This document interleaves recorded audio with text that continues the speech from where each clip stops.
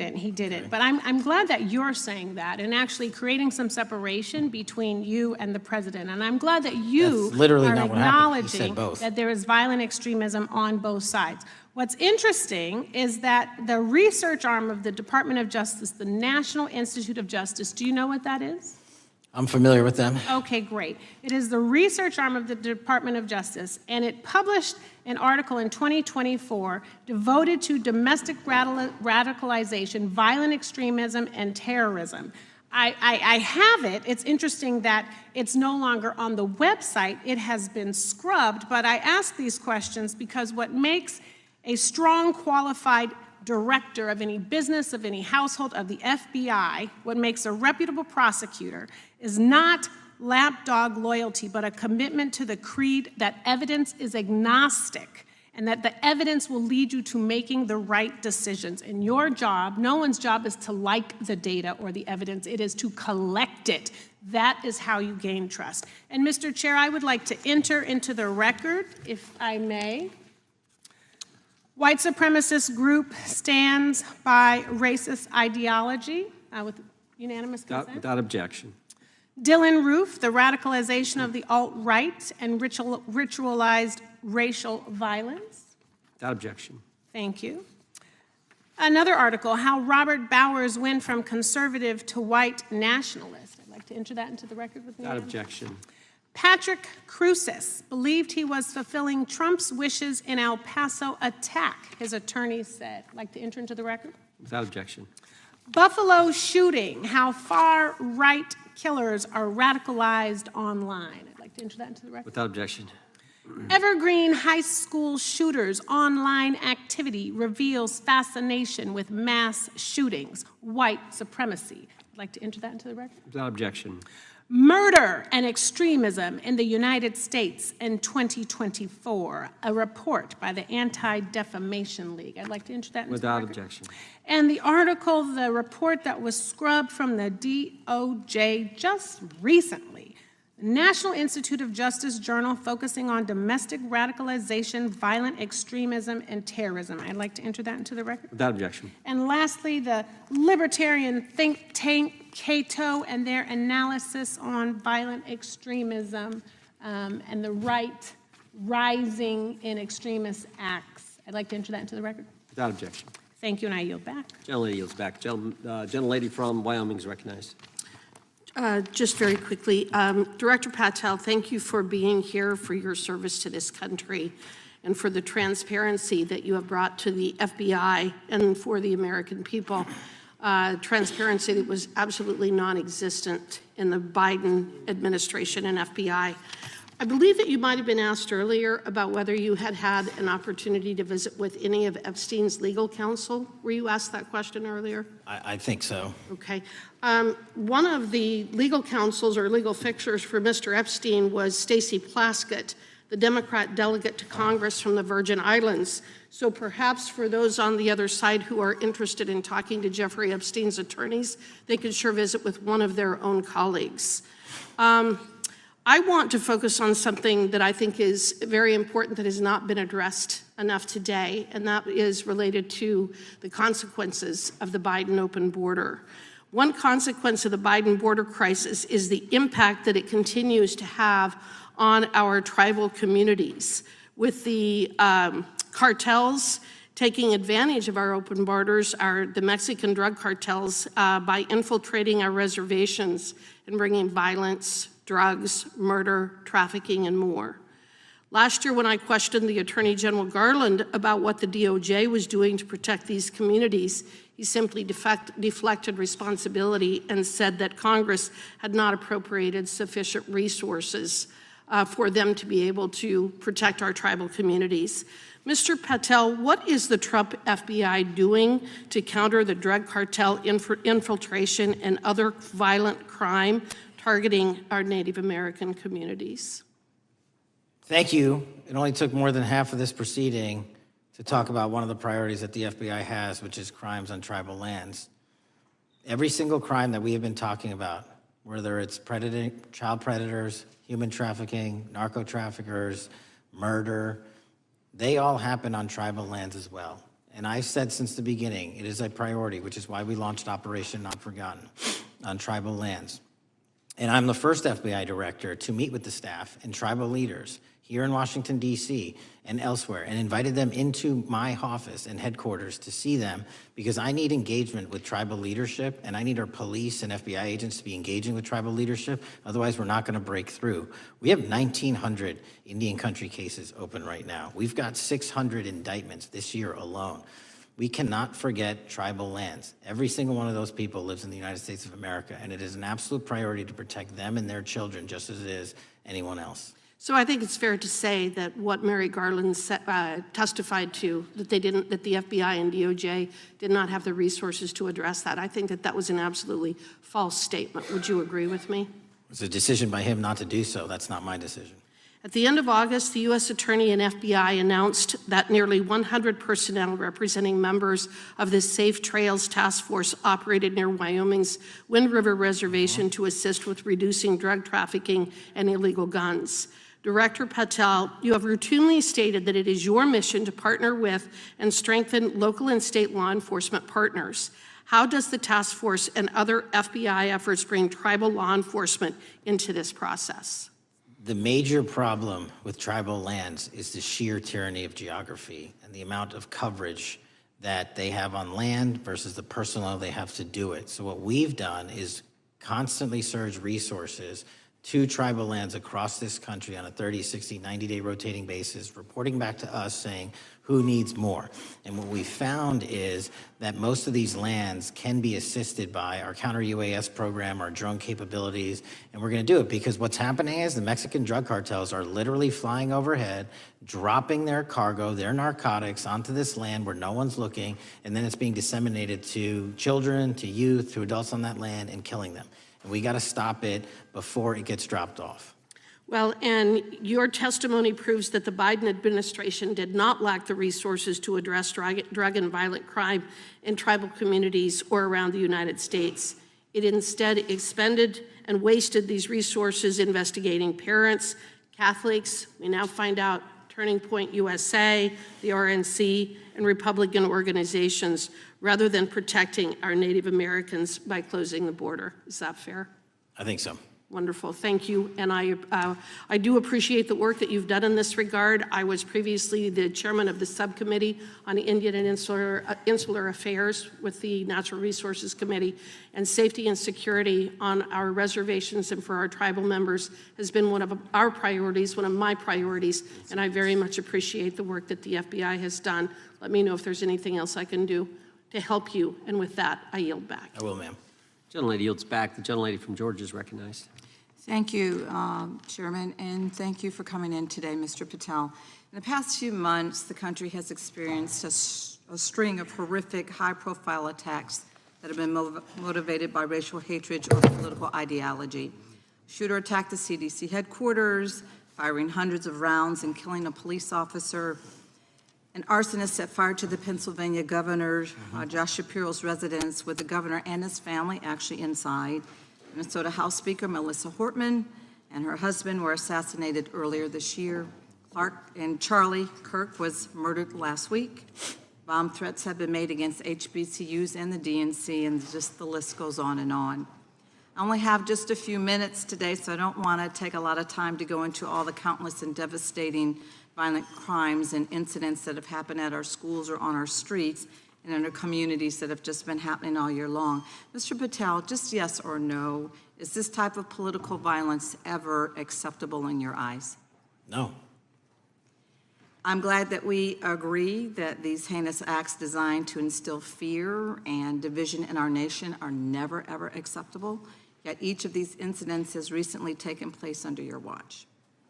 The FBI's website states that protecting the United States from terrorist acts is the FBI's #1 priority, including from domestic terrorists. Is this still your #1 priority? Domestic terrorism? Preventing domestic terrorism. Our #1 priorities are protecting the homeland and international terrorism and crushing violent crime, and domestic terrorism sort of interlays between both of those. Okay, so, well, then I'm glad that you're giving us the right answer, but unfortunately, your actions kind of tell a different story. Earlier this year, you granted the ranks of the FBI's Domestic Terrorism Operations Section. This is the section of the FBI that is most directly responsible for addressing political violence in our country by preventing attacks from occurring and effectively responding to them if they do. The agents in this section are the ones who stopped an individual stockpiling weapons, who planned to attack schools and churches in Florida and seized bombs made by an ISIS sympathizer in New Orleans. And instead of ensuring that this section has all the resources that it needs at a time when its mission is critical, you fired its decorated veteran FBI agents who have served their country proudly under Republican and both Democratic presidents, and you scrapped the tools that they developed to fight domestic terrorism, including the National Domestic Terrorism Incident Database. I mean, most of that is just not true. We have 1,700 current DT managed programs. We're up 300% in the amount of cases we brought against nihilistic, violent extremists, including 764, wishing to harm our children. The FBI and the men and women are getting after that problem set more than ever because I've unleashed them to do so. And any insinuation that these tragic occurrences across the country are somehow singularly my fault or disgusting because that watershed goes Mr. down to the Patel, men I'm and going to women at the reclaim my time. FBI, Mr. Patel, and I'm they gonna are not reclaim my time. responsible Mr. for it. Chairman, I'm I'd happy like to to work enter with a you unanimous to consent- get them what they Gentlelady, need. gentlelady request. controls the time. Unanimous consent request. She'll state a request. Thank you very much. Into the record, an article from Reuters titled FBI Scales Back Staffing, Tracking of Domestic Terrorism, Probes Sources Say. Thank you very much. Without I objection. appreciate that. So, Mr. Patel, and it isn't just the domestic terrorism operations section. Under your watch, agents are fully diverting their attention to these anti-immigrant and city takeover operations, leaving our children vulnerable to dangerous networks of online predators, both domestic and international. You pulled more than 120 FBI agents from their normal duties to operate sobriety checks and conduct traffic stops, exposing the FBI's fleet of unmarked cars and thereby making it harder for the FBI to combat violent criminal gangs, foreign intelligence services, and drug traffickers in the process. That's simply not true. If we were not able to do two things at one time, how would we be Patel, I seizing reclaim record my amounts of time. I reclaim my fentanyl? time. 23,000 Chairman, I'd like to violent enter felons have into been the arrested. Time belongs to the More gentlelady. than twice as many as Consent last Time belongs year. to the gentlelady from Georgia. Thank you very much. And this request basically is, it is an article from Reuters, which quotes law enforcement officers familiar with agents who once covered child exploitation cases, but now focus on immigration child exclusive. Thousands of agents diverted to Trump immigration track down. Mr. Patel, in the short time I have left, your tenure as director of FBI has been somewhat problematic. Americans are left definitely less safe under your watch. You have gutted the FBI's ability to keep safe from domestic terrorism. You have sent FBI agents to conduct traffic stops and round up hardworking immigrants who pose no danger to public safety. People even President Trump referred to as good, long-time workers. Your job is to protect and serve the American public. Time of the You have gentlelady. spent your time protecting heinous individuals and using the FBI to serve as a political circus. You at times have appeared unequipped, Time and of this the country gentlelady has deserves better, and expired. I yield. Gentlelady yields May I back. respond? Sure can. Simply put, what is it? Are we failing? If we're failing, how are we arresting 23,000 violent felons? Twice as many as this time last year. Are we failing? Because if we're failing, how are we seizing 1,500 kilograms of meth, 25% increase from last year? Are we failing? Because we captured 4 top 10 FBI most wanted from around the world in 7 months. That's more than the entirety of the last administration. Are we failing? Because we put 1,500 child predators in prison. Are we failing? Because we dismantled 300 human trafficking networks. Which is it? You don't like me, that's fine. But don't you dare disparage the men and women of the FBI that are producing record results in historic fashion to protect this country. They are kicking ass for America, and they're going to continue to do so. And we appreciate your leadership. The gentlelady from Florida is recognized. When I was home recently, I met with the agents leading the Tampa office of the FBI, and I saw what they're focused on in my community: stopping drug traffickers, rescuing children from exploitation, fighting cybercrime, protecting us from acts of terrorism, foreign and domestic. And I know from my time as a federal prosecutor and a judge that this work by the Bureau doesn't make headlines, but it is happening every single day. At the top, accountability is necessary, transparency is critical, but today we've seen an effort not just to diminish, but to distort the work of Director Patel and the agents he leads. If we really care about transparency and about truth, then what we owe to the American people is this reality, that thousands of dedicated professionals at the FBI wake up every single day thinking not about themselves, but about this country, and keeping every single one of us and our children safe from harm. And Director Patel, I would like to hear from you the facts about what the FBI is doing in your efforts to fight crime. Director Patel, isn't it correct that since January 20th, 2025, the FBI has made over 25,000 immigration-related arrests, including 350 members of Tren de Aragua and 195 members of MS-13? Those numbers are accurate. The Tren de Aragua numbers are up over 350% from the year before. And during that same period, hasn't the FBI seized over 66,000 kilos of cocaine, 6,000 kilos of meth, and 1,500 kilos of fentanyl? Not to be nitpicky, but it's 89,000 kilos of cocaine and 7,300 kilograms of meth. And isn't it also true that the FBI Tampa Division's Panama Express Strike Force specifically seized nearly 67,000 kilos of cocaine valued at more than $1.6 billion from illicit maritime vessels? One of our best operations out of the Port of Tampa, and I was down there in South Florida when Panex did their work. Director Patel, since October 7th, 2023 Hamas attack, the FBI has been a co-leader of the Joint Task Force October 7th. Isn't it correct that this task force is actively working to bring justice for victims and to prevent terrorist infiltration at our borders? Yes, ma'am. Since January 20th, hasn't the FBI arrested 59 foreign intelligence operatives for spying or smuggling dangerous material into the United States? Yes, we have, and that's on track to be more than 25% than ever before. And the FBI has also been leading operations against major cyber threat actors, including those from Russia, China, Iran, and North Korea. Isn't that right? A 17% increase from year to date last year. Director Patel, the FBI's child exploitation task forces continue to investigate predators who target children online and across our communities. How significant is that threat today, and what results have you seen under your tenure in bringing these offenders to justice? We have, under Operation Gray Skull, dismantled dark web units that are operating online, not just in the United States, but across the world, to do our children harm. We have taken into custody more suspects than ever before on those who seek to harm our children. That is what the men and women of the FBI do, and that's what they're going to continue to do.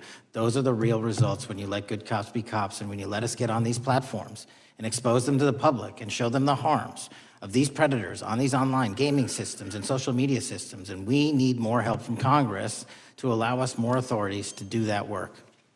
The FBI laboratory manages the Combined DNA Index System, or CODIS, which compares over 25 million DNA profiles and aids more than 125 investigations each day. Director Patel, why is this important to law enforcement nationwide? All of law enforcement relies on our CJIS operation out of West Virginia. And what that does is allow 19,000 agencies to come in and say, hey, does this guy have a criminal history? Hey, is this an illegal firearm? Do we have a DNA hit like we did in these recent assassinations? That's what the FBI brings to bear, because local and state law enforcement agencies just don't have that capability, and we're doing it 24/7, 365. CJIS does not close for 1 minute.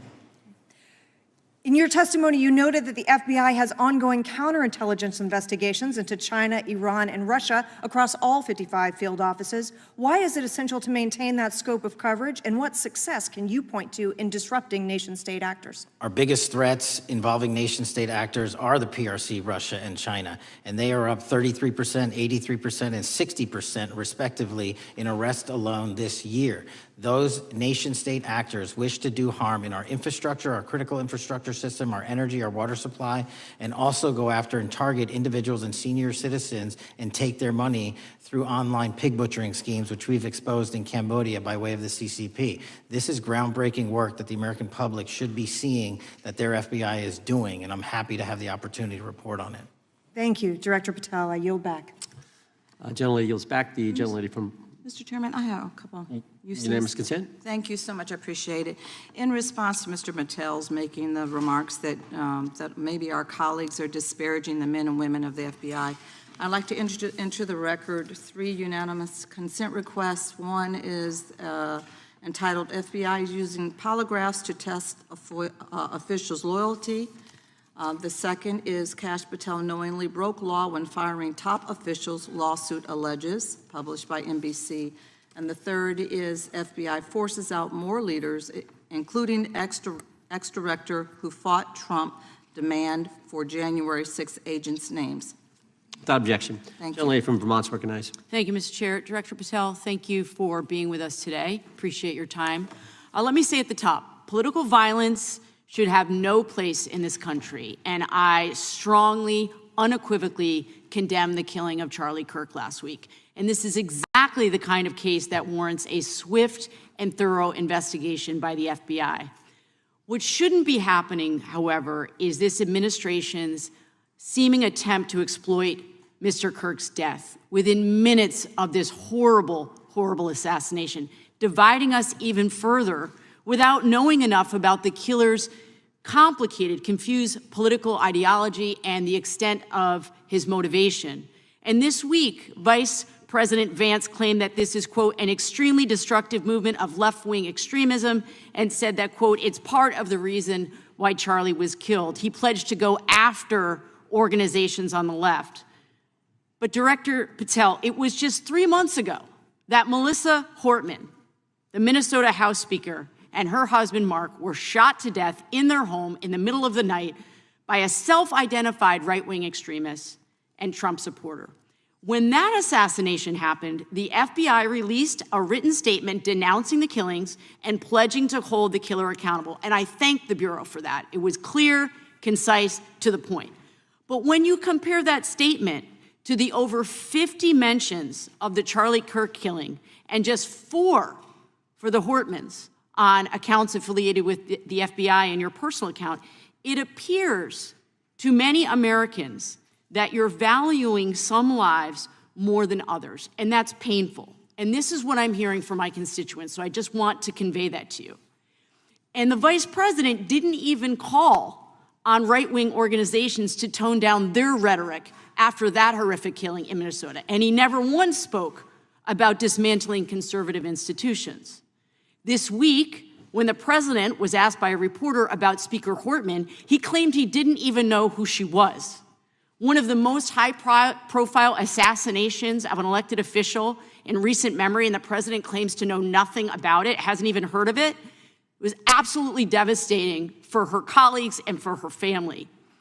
And I think we all can agree in this room that we have to stop this political violence. So my first question to you is, Director Patel, what is your plan as Director of the FBI to turn down the temperature, especially in light of the fact that it seems like members of the administration are reacting to political violence based on party affiliation? What's your plan? I can only speak for myself and the Of course. FBI. And what we are doing is, I think I mentioned earlier, we're following the money, because whatever attack you are describing, and they are all despicable, equally so, people need money to operate. People need money to conduct these attacks, to conduct these investigations. And so what we are doing is finding the people that supported this infrastructure system, because even when you say there's a lone, quote unquote, lone wolf actor, he's not truly a lone wolf actor. Something happened along the way. I agree. And so can I just because we have such little time, are you making a commitment right now to follow where the evidence goes in Absolutely. investigating whether it's violence on the left or the right? Because over the last 10 years, when you look at the ideology, I want to follow up on what my colleague from California said. When you look at the data, you look at the Anti-Defamation League data, 96% of ideological motivated killings were committed by the right wing. When you look at the Institute of Justice report that she cited, it's 5 times the number that 5 times the number of far-left extremist incidents are perpetrated by far right. And it's been reported, and she mentioned this, that as of September 12th, 2025, just 2 days after Charlie Kirk's killing, that the DOJ removed that report from the DOJ website. That's why Americans are concerned that there seems to be a separate system of justice, that if you are a Republican, and you are attacked, you will get the full weight and authority of the FBI in this administration. But if you are somebody serving in the Minnesota State Legislature and you are assassinated in your home, that the response is different. And I think to ignore the threats from the right or try to do a both and when there are multiple instances when it's overwhelmingly coming from the right, this is a disservice, because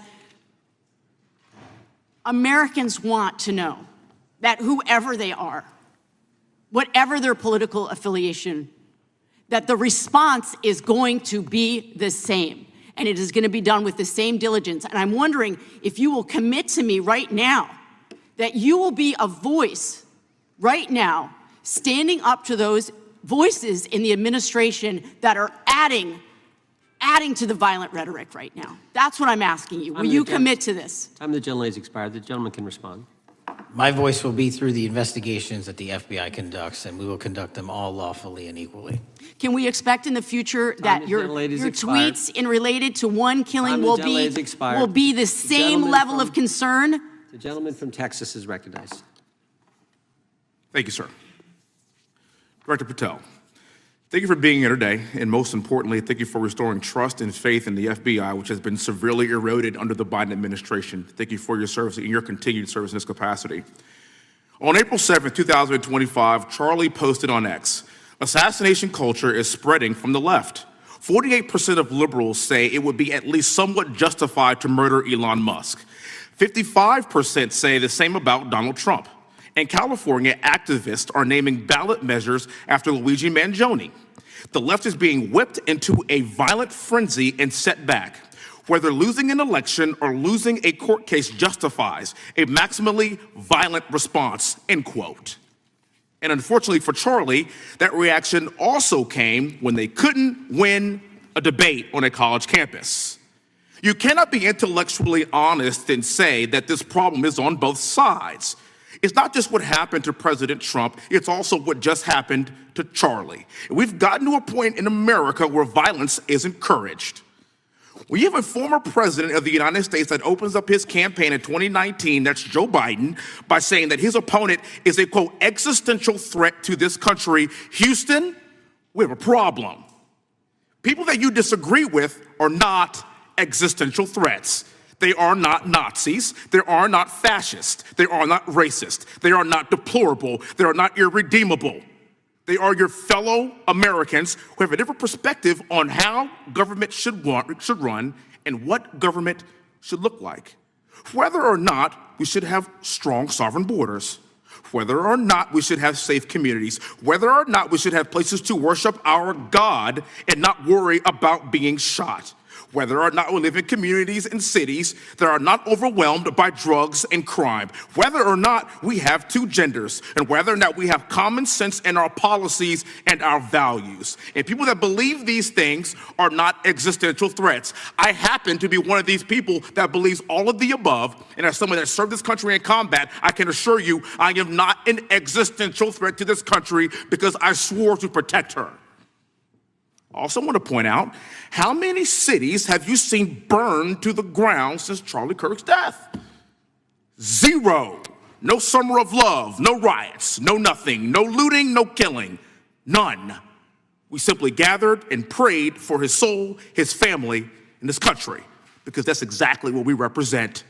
And while we might be angry, this righteous anger will carry on Charlie's message and legacy. I want everybody to know something very simple. Charlie is not dead because of what he said. He is dead because people listened. My time is limited, so I have a few questions for you, sir. And again, thank you very much for being here. I really appreciate your time and your service. In your experience in the FBI, have you noticed a precipitous rise in political violence and other associated crimes that you have been investigating so far this year? And if so, is this trend in motive left-wing or right-wing violence? I can always speak generally, sir. There is too much political violence, and it has been a precipitous rise on too many fronts. How do we solve this? We solve this by giving the FBI more authorities to go into and work with the private sector. There are too many online platforms. There are too many social media platforms. There are too many gaming platforms. There are too many places for people from America and around the world to get together without their parents knowing anything about it, without their school teachers knowing anything about it, and infesting the minds of our children and infecting them with radical ideology, and that is the root cause of these problems, and we must tackle it. It is not a 1950s America anymore. In 2025, the cyberspace needs to be tackled. Thank you. Switching gears, when your predecessor sat right there in that seat a couple of years, last year in a committee hearing, I asked him a very detailed question about Matthew Thomas Crooks, the shooter responsible for the assassination attempt on President Trump's life. I did get an answer from Chris Wray that day, and I submitted written questions to the FBI and into the record of this committee, and I want to resubmit those questions today because I think we are still awaiting answers to those questions. So, Mr. Chairman, I'd like to submit them for the record, please. I'd like to ask you, sir, and the FBI, under your leadership, would you please respond to these questions, and can you commit to doing that? As soon as the trial's over. Thank you very much. I will end with this. Charlie Kirk is not dead because of what he said. Charlie Kirk is dead because people listened. He set up a tent that said, "Prove me wrong," and exercised his First Amendment right. That's all he did. And we will continue to do so in this country in order to preserve this constitutional republic. And with that, I yield back. Thank you. Gentleman yields back. The gentleman from Florida is recognized. Thank you, Mr. Chairman. Before I begin, I want to caution my colleagues on one-sided violence in this country. We just heard that there were no riots on the right. We're literally sitting in the building where there was a giant riot by supporters of the president, the right. We also heard that only leftists, have said that Trump is a Nazi. In 2016, the current vice president of the United States said, Trump is either a cynical asshole or he's America's Hitler. And so this is the problem. I don't want to have to say this garbage, but you want me to sit here and get painted with one brush, the whole left. No, there are extremes on the left, and there are extremes on the right. And we collectively should tackle that. But to come here and just look at us and say we all support what's going on in the extremes is why we can't solve anything in this building. Director, let me say first, thank you for being here, and my condolences on the loss of your friend. And I'm happy to hear that you want to do more on the social media platforms. It's crazy what's going on the social media platforms. There are so many conspiracy theories on what's going on with Charlie Kirk. Israel assassinated him, right? There are conspiracy theories about your personal social life all day. It is totally rampant. Big names on the right, Candace Owens, right? Talking about how what's been released as far as the dialogue between the perpetrator and his roommate is manufactured by the FBI, manufactured by the administration. It is totally rampant, allowing foreign governments to just perpetrate these platforms, all of these bots, all of the time to weaponize Americans. You see what's going on here? This is a byproduct of all of that. What's going on in the streets is a byproduct of all of that.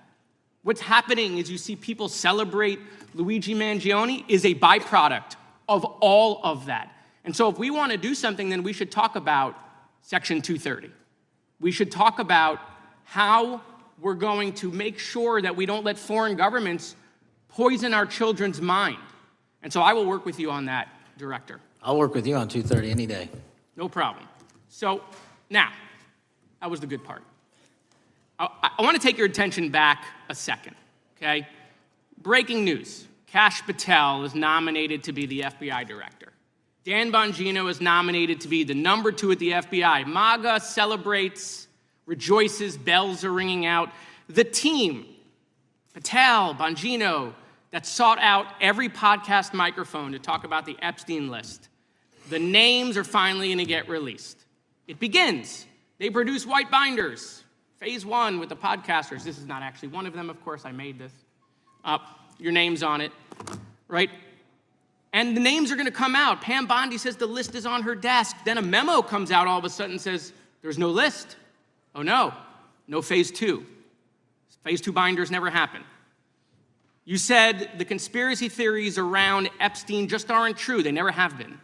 And yesterday, in an answer to Senator Kennedy, you said the FBI is not in possession of any credible evidence that Epstein trafficked girls to anyone but himself. So according to your testimony yesterday and in this committee, according to the evidence the FBI has, the number of names on the list are 0. No, zero. The index has been released, and the number of people involved in that trafficking operation were charged in 2018. Other than Epstein and Ghislaine Maxwell, your testimony in the Senate and here is that according to the evidence you have, the number of other names is 0. That were charged based on credible evidence. Well, who are the other names? Give me the other names that weren't charged. We are not releasing the names of anyone because the Department of Justice never does that of anyone that didn't have any credible information to attack them. Let me move forward. The president has, you've seen the picture of the woman's body with the writing and the president's signature. The president says that's not his. Mm-hmm. Okay? The president says it's not his. The Republican colleagues say it's not his. The administration say it's not his. Will you be opening up an investigation into the Epstein estate for putting out a fake document with the president's signature linking him to the world's largest pedophile ring? Will you be opening that investigation into that? On what basis? On what basis? They literally put out a fake document, according to the president, with a fake signature. It's a forgery of the president of the United States signature. That's the basis. Sure, I'll do it. Okay, I look forward to that investigation.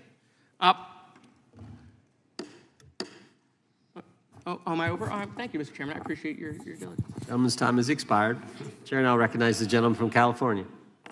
Director Patel, as you know, my state, California, is home to the worst public infrastructure failure in U.S. history, known as California High-Speed Rail, although the name is probably a misnomer. Earlier this year, I joined your counterpart at the Department of Transportation, Sean Duffy, doing a compliance review of the federal money the state has received, and the outcome was that the state has not complied with the terms of its billions of dollars in funding because it hasn't actually built anything.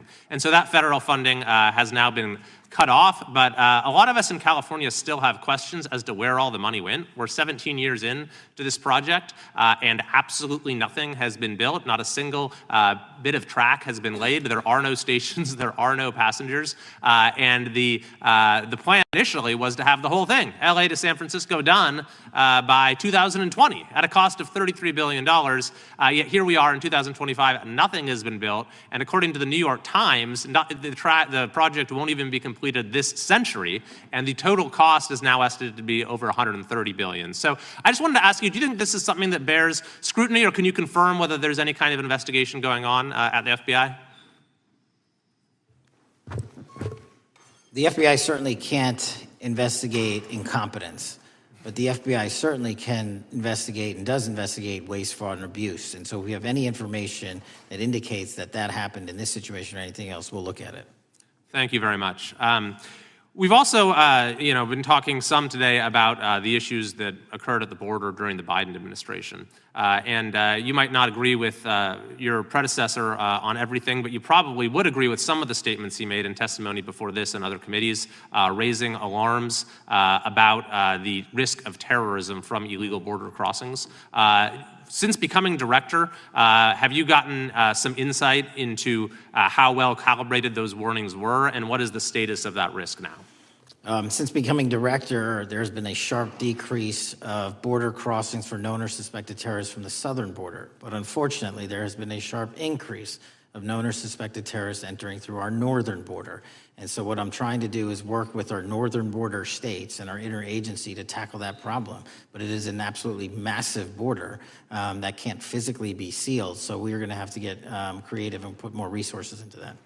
And in a similar vein, there were over 500,000 unaccompanied children that crossed the southern border during the Biden administration. As we know, many were trafficked either through forced labor or sex trafficking. Do you have any insight as to what the scale of that problem was and how have things changed over the last several months? other than what you outlined in terms of how it was described, I don't have any additional details. In terms of how many people are being trafficked into this country, especially unaccompanied missing children, that number has drastically reduced because the coyotes that smuggle these children for their criminal activity are the same ones that smuggle in narcotics, or the same one that traffic older age women. They're all interconnected, and because of the sealing of the southern border by this administration, that has come to a near halt. That is a very important point, that we have seen far fewer victims of human trafficking because we finally prioritized border security. And by the way, you have children who are getting rescued because of the immigration enforcement activities that, unfortunately, some politicians in my state are trying to stop, thereby stopping those kids from getting rescued. We've seen, of course, a substantial reduction in crime here in Washington, D.C. since the FBI and the National Guard got involved. I'm kind of asking you to state the obvious here, but what is the mechanism there? Why have we seen a reduction of crime when D.C. has had such a huge crime problem for years, and then almost overnight we see such a big difference? Because of the dedication and resources from President Trump's administration to utilize all federal, state, and local assets in a heavily crime-ridden area. I mean, if we did not have a crime-ridden area, then homicides, carjackings, and gun violence would not be dropping by 40, 50, 60%. And when you allow the police, the MPD, to work with federal authorities and allow the National Guard to set up your perimeter, this is what you can do in a few short weeks. And we at the FBI, under Operation Summer Heat, have set those Phase 01 operations in motion 4 months ago, quietly at the direction of President Trump. So we are scattered across cities across this country doing just that. But we're going to need more help to complete the job. Yeah, in too many places in this country, crime has just been treated as sort of a norm, that this is the way things have to be. What's happened in D.C. shows that is not the case if we have the right policies and the right priorities. Finally, you know, this is tragically the second time in as many years that we've had an FBI director here following either an assassination or an assassination attempt. And so since there's been some time now since from the attempted assassination on President Trump at Butler, would you say that the public's understanding of what took place on that day is fairly consistent with all of the facts as you know them, or do you believe there's still material facts that have not been made public or are not fully understood by the public? No, I think it's fairly consistent. Thank you. I yield. Gentleman yields back. The lady from Texas is recognized. Man, oh man, there has been so much today, and I truly don't know where to start. So I'm just going to make sure that we start off with a few facts. So a couple of facts that we need to make clear for everyone is that, number one, Director Christopher Wray, when he was appointed to be the head of the FBI, was appointed by Donald Trump. Now, I will agree that I definitely take issue with a number of decisions that Donald Trump makes, especially when it comes to the people that he decides to appoint to very important positions, including this one, because I did have to make sure that I wasn't going crazy. But when I say that you are the least qualified FBI director in the history of the FBI, that is real, because you are the only one that never even served with the FBI prior to joining, yet we are supposed to believe that That's you are false. the greatest thing since sliced bread. I didn't ask you a question. Now, what I want to go false. through is to talk about why you are a failure and why, honestly, we just need to tell you bye-bye. I know that you got a little upset and you put on your show for your boss because it seems like you're trying to save your job when it came to talking to Senator Booker yesterday. But let's go through some of your failures. So before you were even confirmed, and I think one of my colleague from Georgia, pointed out that you are already targeting career officials so that you could direct illegal firings. Mind you, these cases that you were so upset about, which are the ones tied to Trump, the cases came through his handpicked FBI director. And frankly, when people sit around and say things like, oh, you know, we're happy because now we feel safe. I don't know who feels safe in this country except for the white supremacists, because I specifically as a black woman definitely don't feel safe.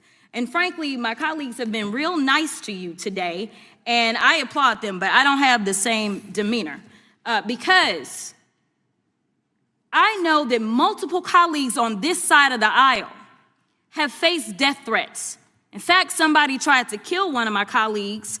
And frankly, I don't know if this FBI or under your leadership if those people would have been caught. I don't have any confidence in you. And if we start talking about the reasons that I lack confidence, we could start with you not just wanting to acknowledge some simple facts. Simple facts like the vast majority of the threats are coming from right-wing extremism. And I know my colleagues have tried to stress this, but I decided that I would maybe do it in a different way. Number one, I have a couple of UCs. Kim Buck, one of multiple Republicans receiving death threats for voting against Jim Jordan as House Speaker. Without objection. Another one, Republican lawmaker says she received death threats after voting against Jim Jordan in Speaker's race. Without objection. In addition, there was another one from another colleague who now is leaving Congress because they said that they were calling his wife anonymously and threatening her life to the extent that she ended up sleeping with a firearm. Without objection. Okay, so here's the deal. How are we supposed to have confidence when you're sitting up here telling the Senate yesterday that it will take you 14 years before you can get the FBI fully staffed to do their jobs? You're also now redirecting resources so that they can go and play ICE agents on the streets. You're getting rid of your most qualified people, and even when it came down to somebody that you consider to be a friend, you were posted up having some fancy dinner to the extent that you posted not only once erroneously, you posted twice erroneously as it relates to catching somebody, and then you want to go and say, let me take a victory lap. Because honestly, if it wasn't for parents deciding that they were going to turn in their child, it seems like y'all wouldn't have got there, even though he literally confessed online. So I'm confused about what it is that the FBI is doing except for trying to put on a show for the apprentice or whatever you want to call him. The day after all of this took place, there was domestic terrorism that was taking place at HBCUs. They were targeted. Yet I didn't hear anything from the FBI about what was going on. And again, black people kept saying, how did we end up in this? Because the numbers are so very clear that white supremacy is a problem. And honestly, I've not heard anything out of you today that makes me believe that you're going to do anything about the white supremacy problem, the one that is leading to children being killed, children being shot, as well as members of their community as they're worshiping in their churches. The time of the gentlelady has expired. If the gentleman would like to respond to any of that. Well, I mean, I'll respond. Kash Patel, as I said when I introduced him, public defender, former prosecutor, top staffer on the House Intelligence Committee, Deputy Director of National Intelligence with the National Security Council, Chief of Staff at the Department of Defense, and FBI Director. I think that's pretty good resume for the guy who's now running the top law enforcement agency in our country. And we've seen all the stats that he's given to the committee on how much better they're doing at getting the bad guys than the previous guy was doing. With that, I recognize the gentleman from South Carolina. Thank you, Mr. Chairman. Director Patel, I think you're witnessing some auditions, clickbait auditions for the Academy Award for my Democratic colleagues. We'll see how they fare as they're on MSNBC later on today. But do you care, before I launch into my line of questioning, to respond to Ms. Crockett from Texas on that very elaborate and theatric display? Here's what I've learned in my government service. I don't give a damn what they say about me as long as I'm succeeding in the mission. We're succeeding in the mission because the men and women of the FBI have never been empowered to do more work and to hit the streets harder than by President Trump's authorities and resources he's given us. And so all I care about is that we are capturing more child predators than ever before, taking more drugs off the streets than ever before, that we are capturing murderers at a significantly historic rate, and we're delivering this country the lowest murder rate in recorded history. That are facts that you cannot dispute. But you can come at me all you want. I don't care. Thank you, Director, for that, and we appreciate your service. We appreciate the results speak for themselves, I think, pretty plainly, and your commitment not only to results, but to transparency, so we do appreciate that. Director, who was John Durham?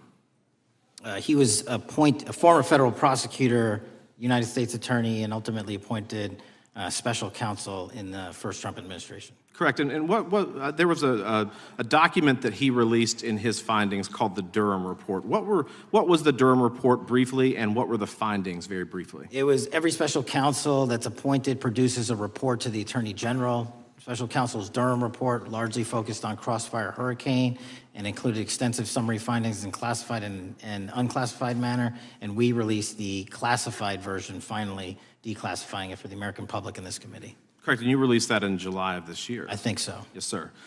Isn't it true that in the classified Durham Annex, as it's referred to, that in 2016 the Obama administration obtained intelligence information from a source contained in two separate memoranda, one in January of 2016 and one in March? The two memoranda described confidential conversations between DNC Chair Debbie Wasserman Schultz and two individuals from the Soros Open Society Foundation. Isn't that true? As written in the report, I'll let her speak for itself. In the Durham Annex in January of 2016, the memorandum noted in part that President Barack Obama intended to scuttle the FBI's investigation into Hillary Clinton's private email server and mishandling of highly classified information during her time as Secretary of State. Isn't that found in the report? I believe so. Isn't it also found in the report that in March of 2016, the memorandum also included references to the same Obama effort to shut down the Clinton investigation, but additionally outlined a plan to falsely connect Trump to Russia? Isn't that in the Durham Annex? I think it's in more than the Durham Report, but yes. The memo also stated in part that, quote, the Democrat Party's opposition is focused on discrediting Trump. Among other things, the Clinton staff, with the support from special services, is preparing scandalous revelations of business connections between Trump and the Russian mafia. Isn't that also found in the now unclassified Durham Annex? I believe so, sir. According to the Durham Annex, based on analysis and translation of the intelligence, FBI analysts believed that special services could either mean the FBI or CIA, or the Trump dossier author Christopher Steele. Isn't that in the Durham Annex? I believe so, sir. When the Obama administration received intelligence in March of 2018, Fusion GPS was preparing open source opposition research regarding purported ties between Trump and Russians. The research was paid by the Clintons' campaign and the DNC. Isn't that open source and also in the Durham Annex? I believe both. Okay. And so also in the Durham Annex, which I found interesting, was the potential campaign plan was shared with high-ranking career officials at DOJ. Isn't that in the Durham Annex? I believe so, sir. The Durham Annex describes that in July of 2016, emails allegedly between Leonard Bernardo, senior vice president of George Soros's Open Society Foundation, included data providing specificity on the Clinton plan in an attempt to smear Donald Trump by falsely linking him to Russia. Isn't that in the Durham Report? I believe so. And so, briefly, this additional evidence that you've unclassified and released to the American public, what does that purport to show or augment about the Durham Report that you can share with the American people? Put simply, that the FBI was weaponized. Against a political campaign. Yes, sir. Thank you for that, Mr. Chairman. I yield back. Gentleman yields back. The I have UCs. gentlelady from Texas recognized for unanimous consent. Yes. First one is Russia's ghostwriter hacker group takes aim at German election. This is from Politico. Objection. The next one is Director of National Intelligence, 30 days until election 2024, which specifically states that our assessments about activities and goals of Russia, Iran, and China are unchanged from earlier